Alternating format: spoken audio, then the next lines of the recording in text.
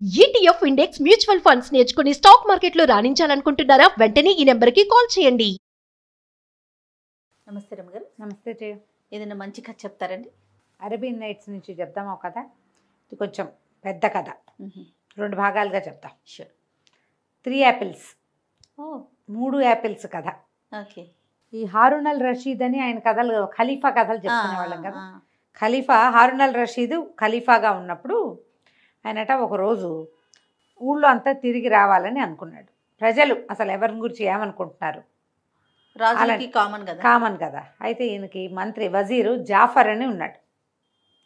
ఆ జాఫర్ని కేకేశాడు, పిలిపించి జాఫర్, మనం ఊళ్ళో తిరుగుదాం, మన అధికారుల్లో ఎవరు లంచగొండ్లో, ఎవరు మామూలు వాళ్ళు, ఎవరు సరైన వాళ్ళు మనకు తెలియటం లేదు, పరిపాలన కుంటుపడుతోందని నాకు అనుమానంగా ఉంటుంది, ఒక మాట చూద్దాం, వెళ్ళాలి, ఇలా అప్పుడప్పుడు వారానికి ఒకసారి వెళ్దామని చెప్పాడు.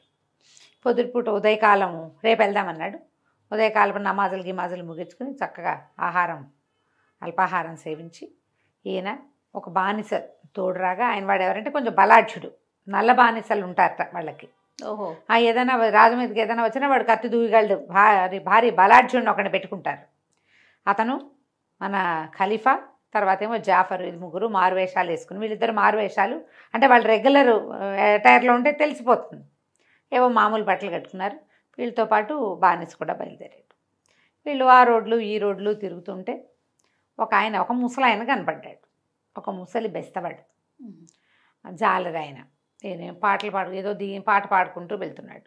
ఆ పాట వింటుంటే ఈ ఖలీఫాకి ఏమనిపించింది, వీడు దీనంగా పాడుతున్నాడు, ఏడవకుండా పాడుతున్నాడు అంతే. పాపం వాడికి ఆహారానికి లేదో డబ్బులకు లేదో ఏదో బాధ.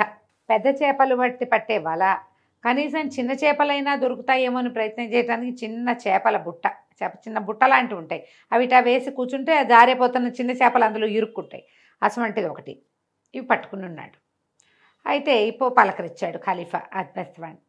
ఏమిటో నీ బాధ, అంత దీనంగా పాడుతున్నావు అన్నాడు. ఏం దీనంగా ప్రభు, ఎక్కడా ఒక్క చేప పడలేదు, 3 రోజులయ్యి, పాతవేవో తిన్నాం, ఏమీ లేదు, ఈ పూట ఏదైనా పట్టుకెళ్తేనే ఇంటికి బాబు, ఇంకేమీ లేదు అన్నాడు. అనేసరికల్లా ఈయనన్నాడు, సరే పద, టిగ్రిస్ నది దగ్గరికి వెళ్దాం, నీకు ఏం పడినా సరే 100 దినారాలు ఇచ్చి నేను కొంటా, నీ చేతికి డబ్బు వస్తుంది అంటే ఒక చేప అయినా కొంటామన్నాడు. ఒక చేప కదా, అరచేప, పిల్ల చేప అయినా కొంటాను, నీకు సహాయం చేయాలనుంది, నువ్వు కష్టపడి పని చేసుకునేవాడి, నేను ఉచితంగా 100 దినారాలు ఇచ్చాననుకో, ఫ్రీగా వచ్చిన డబ్బు నీకు అరగదు.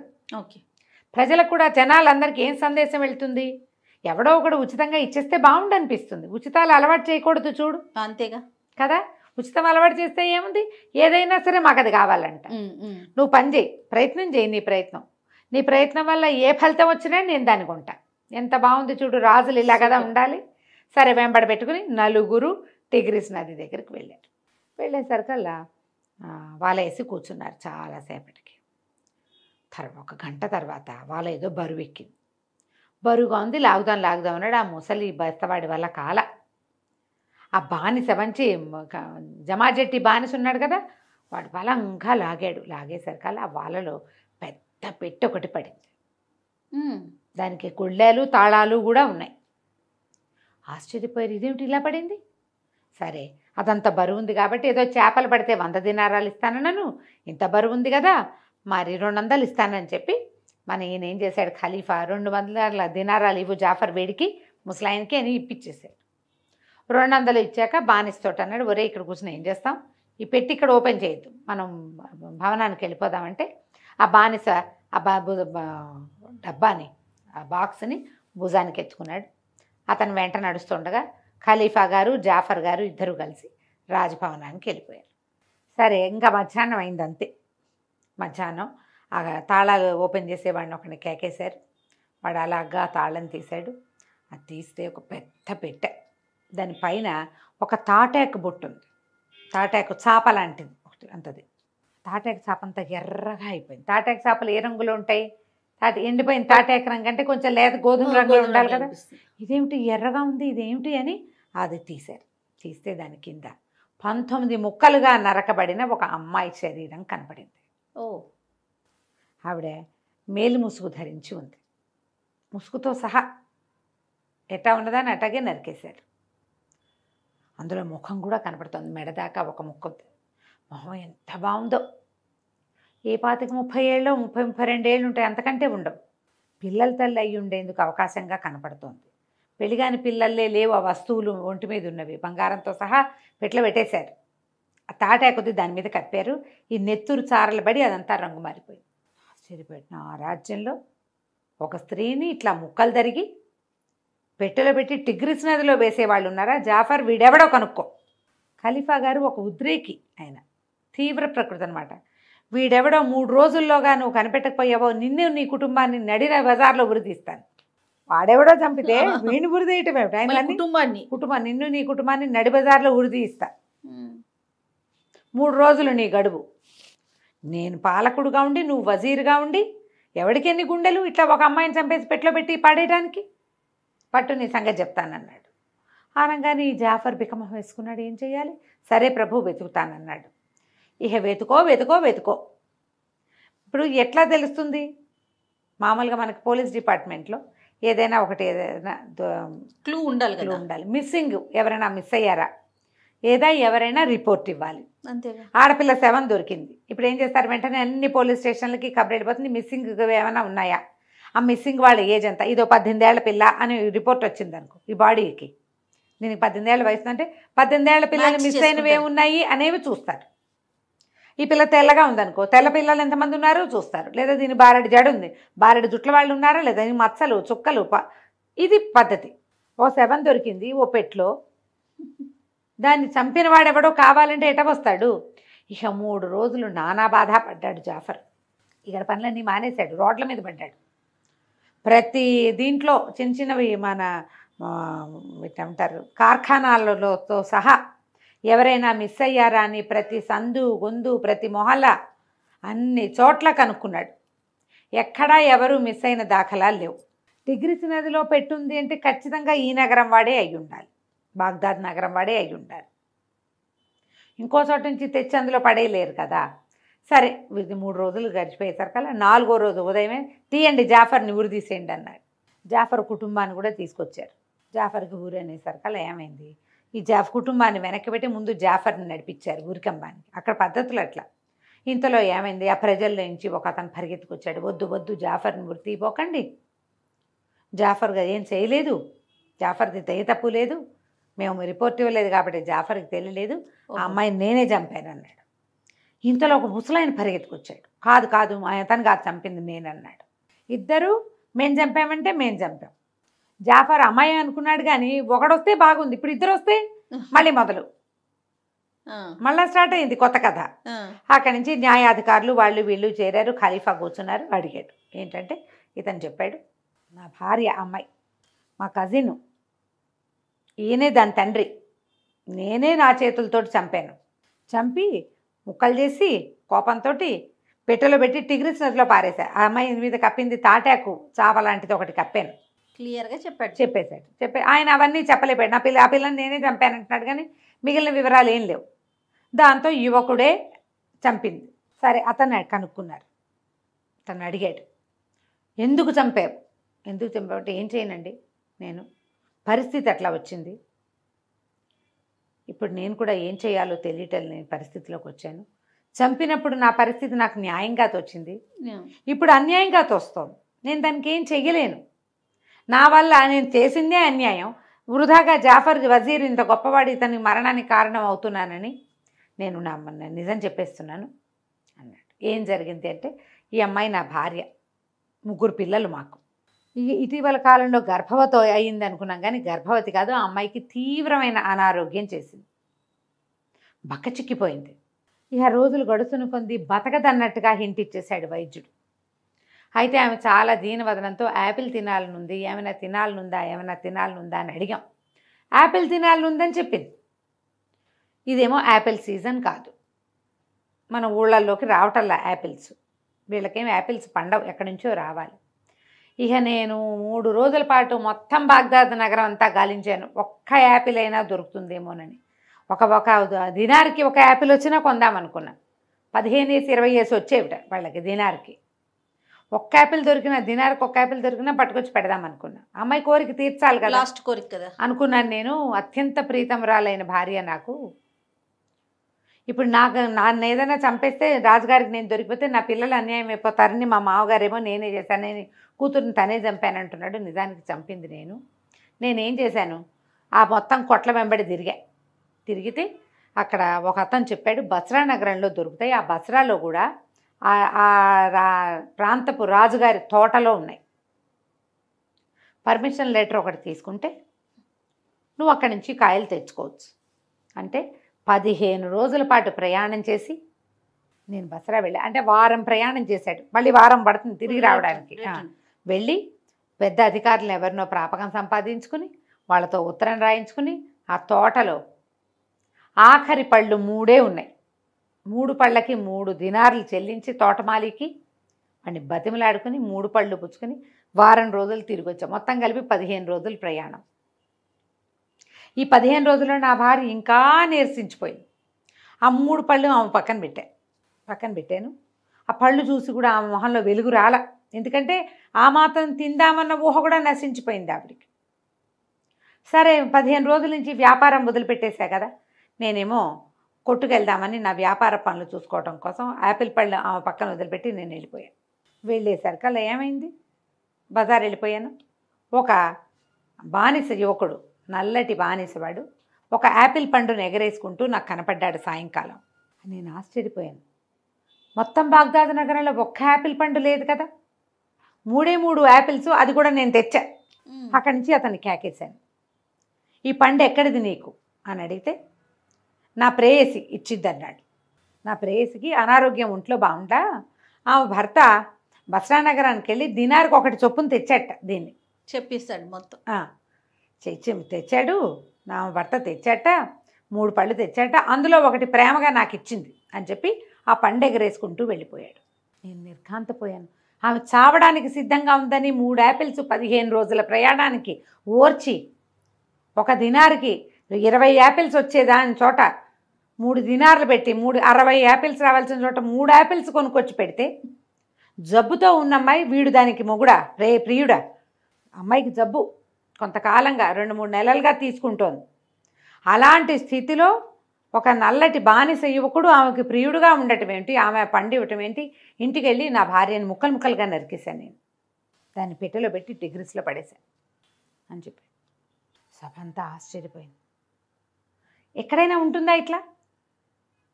అమ్మాయి హేల్ అండ్ హెల్తీగా ఉందనుకో, దానికో ప్రియుడో ఫ్రెండో ఇంకోటో ఏదో ఒకటి ఉండొచ్చు. ఇక్కడ పరిస్థితి ఏంటి, అమ్మాయి చావడానికి సిద్ధంగా ఉంది. అలాంటి స్థితిలో వాడెవడో పరాయి వాడికి పండిస్తుందా? జనం అంతా ఆశ్చర్యపోయారు. మరి ఇప్పుడు నువ్వు ఎందుకు బాధపడుతున్నావయ్యా? చంపేశావు కదా పెళ్ళాన్ని, అమ్మాయి మంచి పని చేయలే, చెడ్డ పని చేసింది, నీకు తెలిసింది, చంపేసి ముక్కలు చేసి పడేసావు. నువ్వేమో ఆవేశంలో చేయలా, జరిగింది, అది బాగుంది. మరి నువ్వే దీనవదనంతో ఎందుకున్నావు అనేసరికల్లా నా దీనవదనానికి కారణం చెప్తాను ప్రభు అన్నాడు. అంటే రాజు అడుగుతున్నాడు, నువ్వు పశ్చాత్తాపడుతున్నావా, వృధాగా స్త్రీని చంపేశారని బాధపడుతున్నావా? ఎందుకు బాధపడుతున్నావు నువ్వంటే, పొరపాటును చంపానని బాధపడుతున్నానని చెప్పాడు. ఏమిటి? నేను వెళ్ళాను ఇంటికి, 3 యాపిల్స్ ఆమె పక్కన పెట్టా కదా, అందులో 2 ఉన్నాయి ఆమె పక్కన. 3వ యాపిల్ ఏది అని అడిగాను. ఏమో నాకు తెలియదు, ఎవరు తీసుకున్నారు అని చెప్పింది. కోపంతో ఆమెను చంపేశా. ఇది ఇంత అనారోగ్యంతో ఉండి వాడెవడో నల్ల బానిస యువకుడికి యాపిల్ పండు ఇచ్చేసి కథంతా చెప్పి నా భర్త దినారానికి 1 పెట్టి తెచ్చాడని చెప్పి ఇంకోళ్ళకి ఎట్లా తెలుస్తుంది? ఈవిడ పక్కనే ఉన్నాయి యాపిల్స్. ఉద్రేకంతో చంపేశాను. చంపేసి టిగ్రిస్ నడిలో పడేసి ఇంటికి వచ్చేసరికల్లా నా కుమారుడు 10 ఏళ్ల వాడు ఏడుస్తున్నాడు. ఎందుకురా నాయన అంటే, నన్ను క్షమించు నాన్న, నేను చాలా పెద్ద పొరపాటు చేశాను అని తెగ ఏడ్చాడు పిల్లాడు. ఎందుకురా అని బతిమలాడితే, అమ్మ నిద్రపోతుంటే ఆమె పక్కన 3 యాపిల్స్ ఉంటే 1 యాపిల్ నేను తీసుకుపోయాను నాన్న బయటికి. తీసుకెళ్ళి స్నేహితులతో ఆడుకోవటానికి వెళ్ళాను. ఆట అయిపోయాక తిందామనుకున్నాను, జేబులో పెట్టుకున్నాను.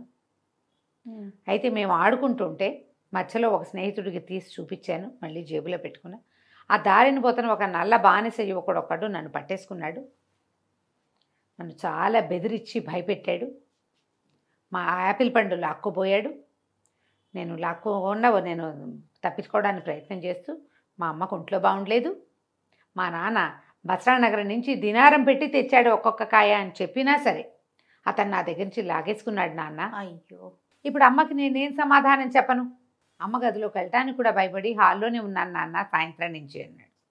అమ్మ గదిలోకి వెళ్తే అమ్మేది అక్కడ ముక్కాచక్క అయిపోయింది మొత్తం. అక్కడి నుంచి నేను హతాశుణ్ణి అయిపోయాను ప్రభు ఈ మాట విన్నాక. ఇంతలో నా మామగారు వచ్చారు. నేను ఆయన పట్టుకుని కావలించుకుని ఏడ్చాను. ఆయన నాకు బాబాయ్, వాళ్ళు ఏదో బాబాయ్ పిల్లలు పెళ్లి చేసుకుంటారు, ఏవో ఉన్నాయి కదా వాళ్ళ లెక్కలు మనకు తెలియదు.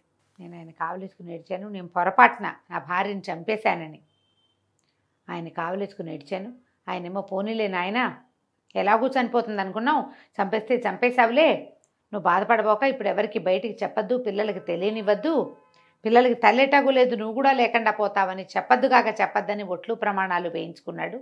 4 రోజులుగా మహాదుఃఖ సాగరంలో మునిగిపోయి ఉన్నాం. మేము ఏం చేయాలో తెలియక, ఈ పాపాని నుంచి నేను ఎట్లా విముక్తి పొందుతానో నాకు తెలీదు. ఇంకో పెళ్లి చేసుకోకుండా నా భార్య పట్లే లాయల్గా ఉందాము, ఇంకా అదే నేను చేయగలిగింది అనుకున్నాను. ఇంతలో ఈ బాక్సులో దొరికిన, ఈ పెద్దపేటలో దొరికిన 19 ముక్కల శవము, ఆ శవంగా చంపిన వాడెవడో తెలుసుకోమని జాఫర్కి మీరు ఆజ్ఞ ఇచ్చారని, ఆ జాఫర్కి ఉరి వేస్తున్నారని తెలిసి జాఫర్ని రక్షించడానికి నేను పరిగెత్తుకొచ్చాను. నా వల్ల నా భార్య ఎలాగూ చనిపోయింది. ఇట్లా ఒక ఉత్తముడైన వ్యక్తి మరణానికి మేమెందుకు కారణం కావాలి? అందుకని వచ్చాను. ఆ యువకుడిని నేను మళ్ళీ చూడలేదు, ఎప్పుడూ చూడలేదు అనేసరికల్లా ఎవడా బానిస యువకుడు ముందు వెతకండి అన్నాడు ఈయన. వాడు ఒక పిల్లవాడిని బెదిరించి పండు తీసుకుని, ఓ పిల్లాడి దగ్గర ఉంది తీసుకున్నాను అని చెప్పుంటే అమ్మాయి చచ్చిపోయేది కాదు. ప్రేయసి అని చెప్పాడు కదా, ప్రేయసి జరిగి ఏం చెప్పాడు? ఆ భర్త బసరానగర్ నుంచి దినారం పెట్టి తెచ్చాడంటే ఇదంతా నిజమే కదా. అంతే కదా, అతను మాట్లాడిన మాటల వల్ల కదా ఈ హత్య జరిగింది. ఆ బానిసను ఎవరినో పట్టుకోమన్నారు. అక్కడి నుంచి జాఫర్కి మళ్ళీ వేశాడు ఆజ్ఞ. నా పాలనలో నువ్వు వజీర్గా ఉండగా ఇలాంటి ఒక ద్రోహం జరిగింది. బానిసలు అబద్ధాలు చెప్పకూడదు. అప్పుడు రూల్ అది. రూలు వాడిని చంపేస్తారు వెంటనే. వాడికి తీర్పులు గీర్పులు ఇలా కనుక్కోటాలు ఏముండవు.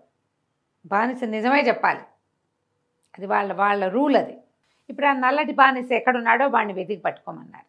మళ్ళా 4 రోజులు గడువు, 4 రోజుల్లోనూ దొరకల. 4 రోజులు పట్టింది వాడిని వెతకడానికి, కానీ దొరకల. మొత్తం ఊళ్ళో ఉన్న అందరినీ కనుక్కున్నారు. మేమెవ్వరము ఇలాంటి పని చేయలేదన్నారు. ఊరంతా ఊరంతా బానిసలు ఉన్న వాళ్ళు ఉంటారు, ఇళ్లలో బలమైన బానిసలు, నల్ల బానిసలు పనిచేసేవాళ్ళు వాళ్ళు ఉంటారు. ప్రతి ఇంటింటికి వెళ్ళి కనుక్కున్నారు. ఒకవేళ సైనికులే వెళ్ళారు అన్నిళ్ళకి, ఎక్కడా కుదరలేదనుకో జాఫర్ నూరు తీస్తారు. అతను వజీర్ కదా, అతని ఏమనాలి పరిపాలనలో ఉంది ఇదంతా. బాగుంది. ఫెయిల్ అయిపోయేటట్టు. ఎక్కడో రైలు పడిపోతే మన మంత్రి గారు ఒక ఆయన రిజైన్ చేశారమ్మా. అవునవును. ఏం బాధ్యత వహించాలి? నైతిక బాధ్యత వహించాలి, అంతే కదా. అలాంటి నైతిక బాధ్యత నువ్వు వహించి నీ మొత్తం కుటుంబాన్ని ఉరిదీస్తానన్నాడు ఖలీఫా. సరే ఇక చేసేదేముంది? దొరకల. మొత్తం 4 రోజుల పాటు నిరంతరము అదే పని మీద ఉన్న జాఫర్ తాలూకు సొంత వ్యక్తిగత సిబ్బంది కూడా రోడ్ల మీద పడ్డారు వెతకడానికి. సరే 4 రోజులు గడిచిపోయినాయి. అక్కడి నుంచి ఈ కుర్రాడి భార్యను చంపేసిన వాడు వలవలా ఏడుస్తూనే ఉన్నాడు. నేనే కదా చంపేసింది, వాడు చెబితే మాత్రం నేను కనుక్కోవద్దా, నన్నే ఉరి తీయండి, జాఫర్ని ఉరి తీయద్దని బతిమలాడినా సరే ఒప్పుకోలే ఖలీఫా. జాఫర్ని ఉరి తీసే రోజు వచ్చింది. చుట్టాలు పక్కాలు అందరూ శోకాలు పెడుతూ జాఫర్ ఇంటికి వచ్చారు. జాఫరు, భార్య, 6-7 పిల్లలు అందరూ సిద్ధంగా ఉన్నారు ఊరికి. అక్కడి నుంచి ఆ పిల్లల్లో ఒక ఆఖరి పిల్ల తండ్రిని కావలించుకోవడానికి అందరు పిల్లలు హక్ చేసుకుంటూ చచ్చిపోతున్నాం కదా. అయితే ఆ పిల్ల చిన్న చొక్కా వేసుకుని ఉంది. చొక్కా జేబులో, దానికి కింద వైపు ఉన్న జేబులోంచి ఇంకేదో తగిలింది, బంతి లాంటి వస్తువు. ఆయన అమ్మ ఏమిటే అమ్మా నీ జేబులో? పిల్లతోటి ఏడుస్తూ మాట్లాడితే చిన్నపిల్ల బెదిరిపోతుందని సరదాగా మాట్లాడుతూ అన్నాడు. ఏమిటే అమ్మా నీ జేబులోంచి ఇంత కాయల్లే ఉంది, బంతి పెట్టుకున్నావా, వెళ్ళేటప్పుడు స్వర్గంలో ఆడుకోవడానికి అన్నాడు. బంతి కాదు నాన్న, యాపిల్ దాచుకున్నాను స్వర్గంలో తినటానికి అంతే. నేను ఇంకా 2 దినారాలు బాకీ ఉన్నా దానికి, 1 దినారమే ఇచ్చా, అందుకని 2 దినారాలు ఇచ్చాక తిందామనుకున్నాను. ఈ లోపల ఉరి తీస్తున్నారు కదా, స్వర్గంలో తింటాలే నాన్న అంది. కంతపడి యాపిలా ఎక్కడిది? జేబులోంచి తీశాడు. ఎర్రటి గుండ్రటి యాపిల్. ఇది ఎక్కడదమ్మా అన్నాడు. 3 దినారాలు ఇచ్చి కొంటానని ఒప్పుకున్నాను నాన్న, 1 దినారమే ఇచ్చా, ఇంకా 2 దినాములు బాకీ. ఎవరి దగ్గరే అన్న? అదే నాన్న రషీద్, మన ఇంట్లో నల్ల బానిస లేదు వాడు అని. ఆ బానిస ఎక్కడున్నాడు? జాఫర్ ఇంట్లో ఉన్నాడు. ఎక్కడ రావాడు, ఏడు రావాడు అంటే ఏడివాడు, వాడు లేడు, మాయం. ఈ పిల్లని ఎక్కడిదమ్మా ఏమిటమ్మా అంటే మేము బొమ్మల పుస్తకం చదువుకుంటుంది పాప. అయితే ఈ యాపిల్ బొమ్మ కనపడింది. ఇది ఎంత బాగుంటుందో అని దాని మీద రషీదు అమ్మాయి మాట్లాడుకున్నారు. వీళ్ళు అప్పుడు తినాలనిపిస్తుంది అని చెప్పింది. ఇది సీజన్ కాదు, ఎప్పుడైనా ఎక్కడైనా దొరికితే తెస్తాలే పాప అని చెప్పాడు. నువ్వు కనుక యాపిల్ తెచ్చిస్తే 3 దినాలు ఇస్తాను నీకు అని చెప్పింది పిల్ల. చిన్నది 6 ఏళ్ళది. 3 దినాములు అంటే జాఫర్ నవ్వాడు. 3 దినాములకి 60 కాయలు వస్తాయి తెలుసా అన్నాడు. మరి కాలం కాని కాలంలో తినాలంటే ఆ మాత్రం పెట్టాలి కదా అని చెప్పి ఈ పిల్ల ఏం చేసింది, జేబులోంచి దానికి ఆడుకోవడానికో లేకపోతే ఏ తాతో నాయనమ్మో ఇచ్చిన 1 దినాం ఎత్తి వాడి చేతిలో పెట్టింది. ఇంకో 2 మళ్ళీ ఇస్తానంది. వాడు ఆ సాయంత్రం వేళ యాపిల్ పండు పట్టుకొచ్చి పాపకి ఇచ్చాడు. యాపిల్ పాతబడింది, 10 రోజులు అయిపోయింది, దాని వయసు ఉంది, కానీ యాపిల్స్ నిలవ ఉంటాయి కదా. ఈ పిల్లని ఏమన్నాడు, నాకు డబ్బులు ఇచ్చేదాకా నువ్వు తినకూడదు మరి అన్నాడు. ఇంకో 2 దినాములు దానికి దొరకల, ఎవరైనా ఇవ్వాలి, పెద్దవాళ్ళకి చెప్పాలి. ఆ యాపిల్ పండు అక్కడ ఇక్కడ పుస్తకాల దగ్గర అక్కడ దాచుకుంటోంది వేరే వాళ్ళ కంటపడకుండా. ఇప్పుడు ఎటాకు ఉరిదీయటాన్ని తీసుకెళ్తున్నారు కదా, చచ్చిపోయేటప్పుడు స్వర్గానికి వెళ్ళి యాపిల్ పండు తిందామని అది జేబులో పెట్టుకొచ్చింది. కాంతిపోయాడు ఆయన, దుర్మార్గుడు ఇంత పని చేశాడు. అక్కడ యాపిల్ కనపడింది పిల్లవాడి చేతిలో. వాడికి అది 1 దినాంకి కొన్నారని తెలిసింది. పిల్లాడే చెప్పాడు. వాడి దగ్గర నుంచి లాక్కుందాం అనుకున్నాడు.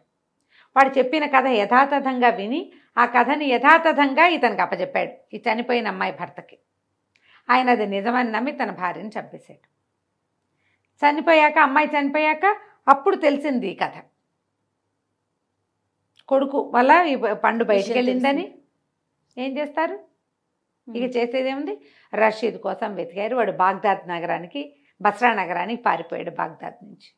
అక్కడి నుంచి ఆ బస్రా కోసం ఎవరినో మనుషుల్ని పంపించి ఖలీఫా అన్నాడు. ఎంత విచిత్రమైన కథ, ఎక్కడొకటి తుంటు మీద కొడితే పళ్ళు రాలినట్టు, ఎక్కడో మొదలు పెడితే ఎక్కడో ఎండైంది ఈ కథ. ఎంత వింతైన కథ కాదా మరి. ఇలాంటి వింతైన కథలు ఎక్కడైనా వినేందుకు అవకాశం వస్తే నాకు తీసుకొచ్చి వినిపించు జాఫర్ అని చెప్పాడు. ఓకే, ఇట్లా సమయం సందర్భం లేకుండా ఖలీఫా ఎన్నిసార్లు జాఫర్ను గుర్తిస్తానంటాడు. కానీ ఆ జాఫర్ మాత్రం మళ్ళీ ఏలిన వారి సేవలోనే ఉంటుంటాడు. ఓకే, కథ కంచికి మనం ఇంటికి. చాలా బాగుంది రమ్య గారు. నమస్తే. నమస్తే జయ.